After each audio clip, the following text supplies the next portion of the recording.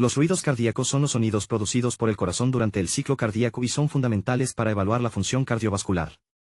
El primer ruido cardíaco, conocido como loop, se genera por el cierre de las válvulas auriculoventriculares, es decir, la mitral y la tricúspide.